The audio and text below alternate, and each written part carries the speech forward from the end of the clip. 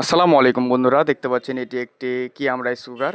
তো এই রাইস কুকারের সমস্যা হচ্ছে এটি রাইস কুকারটির কয়েলটি সম্পূর্ণভাবে পুড়ে গেছে। তো এটা আমরা মডিফাই করে কয়েলটি লাগিয়েছি। এটি 700 ওয়াট কয়েল ছিল, তো আমরা এর পরিবর্তে 900 ওয়াট আমরা 1 নাম্বার কয়েলটি লাগিয়েছি। তো এই কয়েলটি আমরা সম্পূর্ণভাবে চেঞ্জ করে দেবো।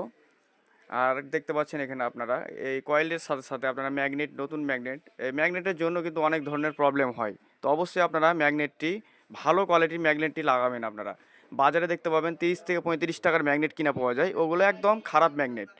তো 162 নাম্বার একটি ম্যাগনেট পাওয়া যায়, এই ম্যাগনেটটি আপনারা ব্যবহার করবেন। আমি ব্যবহার করেছি, অনেক ভালো রেজাল্ট।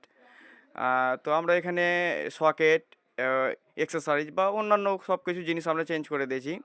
তো আমার এই ভিডিওটি যদি ভালো লাগে অবশ্যই আমাকে ফলো এবং সাবস্ক্রাইব করবেন, যাতে আপনারা নতুন নতুন আরও গুরুত্বপূর্ণ ভিডিওগুলো আপনাদের সামনে নিয়ে আসতে পারি।